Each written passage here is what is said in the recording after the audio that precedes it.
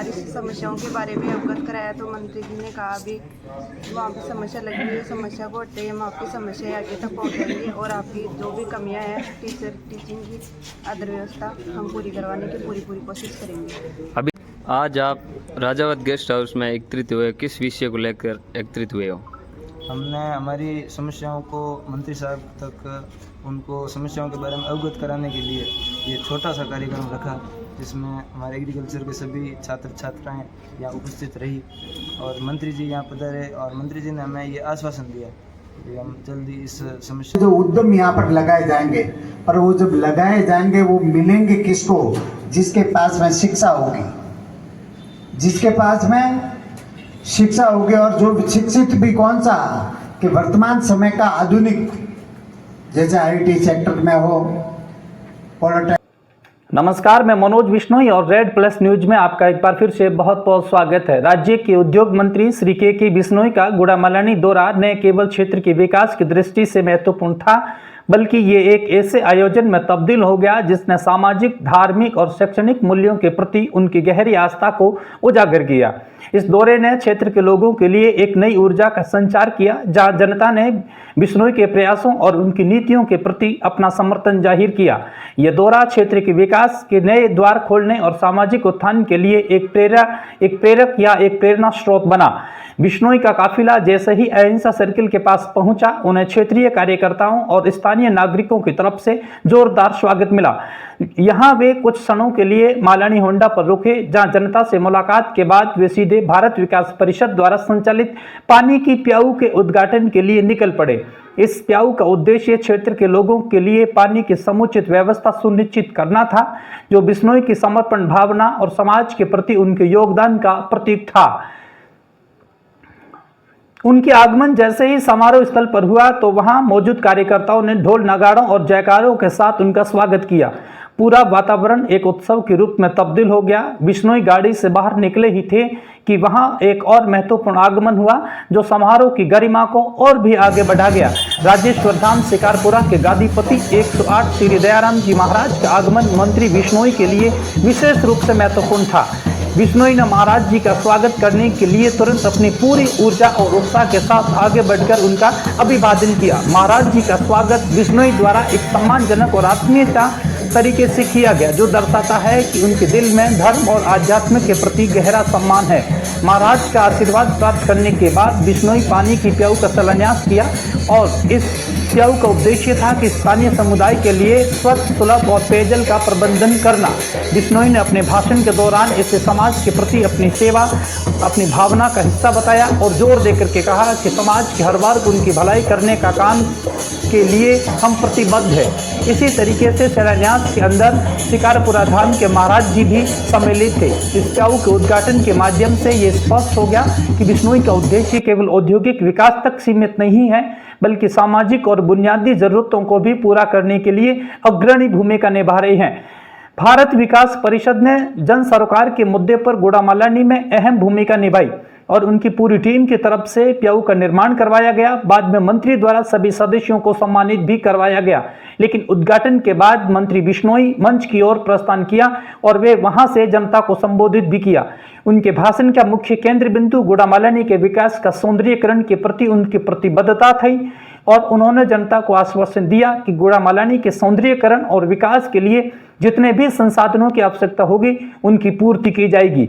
बिश्नोई ने कहा कि उनके पास इस बात की योजना है कि क्षेत्र में किस प्रकार से समग्र विकास को गति दी जाए और उनके लिए उन्होंने कई योजनाओं का जिक्र भी किया। प्रधानमंत्री मोदी की योजनाओं का जिक्र किया। उन्होंने कहा कि सरकार गुड़ामालानी को एक आदर्श नगर के रूप में विकसित करने के लिए पूरी तरीके से प्रतिबद्ध है और बाहर से पधारे हुए दयाराम जी महाराज जी को ये नहीं लगना चाहिए कि आने वाले समय के अंदर गुड़ामालानी किसी समस्या से जूझ रहा है, ऐसा उनको कदाचित प्रतिबिंब नहीं होना चाहिए। बिश्नोई ने अपने भाषण में गुड़ामालानी के नागरिकों को प्रोत्साहित करते हुए ये कहा कि वे अपने बच्चों की शिक्षा पर ध्यान दें। उन्होंने कहा कि आज के समय में शिक्षा ही एक ऐसा माध्यम है जो समाज को आगे ले जाने में सक्षम है। साथ ही उन्होंने पर्यावरण संरक्षण के महत्व पर जोर भी दिया। जनता से अपील भी की कि वे अधिक से अधिक पेड़ लगाए और पर्यावरण को संरक्षित करने के लिए सक्रिय रूप से भूमिका निभाए। उनके इस आह्वान को जनता ने सकारात्मक रूप से लिया और सभा में मौजूद लोगों ने पेड़ और बच्चों को शिक्षा के प्रति अपना समर्पण भी दर्शाया। कार्यक्रम के दौरान राजेश्वर धाम के गादीपति 108 श्री दयाराम जी महाराज ने भी मंच से जनता को संबोधित किया। उनका भाषण न केवल धर्म और आध्यात्मिक की ओर केंद्रित था, बल्कि समाज के विभिन्न पहलुओं पर भी उनके गहरे विचारों को दर्शाता था। उन्होंने ये बताया कि परिवार को एक रखो, अब जातियों में मत बंटो, बच्चों को शिक्षित करो, संगठित रहो तो फायदों में रहोगे। और पर्यावरण को लेकर भी उन्होंने कई बातें बतलाई। महाराज जी ने अपने संदेश में विशेष रूप से शिक्षा के महत्व पर बल दिया। कहा कि वे शिक्षा ही है जो व्यक्ति को जीवन में सफलता के मार्ग पर ले जाती है। इसके अलावा उन्होंने ये जनता से आह्वान किया कि वे अपने बच्चों को शिक्षा दिलाने के साथ साथ अपने परिवेश को भी संरक्षित करें, बच्चों को सहिष्णुता के साथ में आगे बढ़ाए। उनके शब्दों ने सभा में एक नई ऊर्जा का संचार किया। समय समय पर लोगों ने जम करके तालियां बटोरी और लोगों के दिलों में एक सकारात्मक भावना को जागृत किया। इसके बाद वे सीधे डाक बंगले, वहां पर एसपी, एसडीएम समेत कई पदाधिकारी मौजूद थे। बिश्नोई ने डाक बंगले पर लगभग 2 घंटे से अधिक की चर्चा की और कई आमजनों की समस्याओं को भी सुनी और उनका निस्तारण का भरोसा भी दिलाया। इस धार्मिक और सामाजिक कार्यक्रम के बाद बिश्नोई ने क्षेत्र के एग्रीकल्चर कॉलेज के छात्रों से संवाद किया। यहाँ पर राजावत रेस्टोरेंट गेस्ट हाउस के अंदर छात्रों की एक बहुत बड़ी पलटन मौजूद थी। वहां पर बिश्नोई ने उन छात्रों से संवाद किया। यह संवाद उनके दौरे का एक महत्वपूर्ण हिस्सा था, जिसमें उन्होंने छात्रों की समस्याओं को ध्यानपूर्वक सुना और उनके समाधान का भरोसा दिलाया।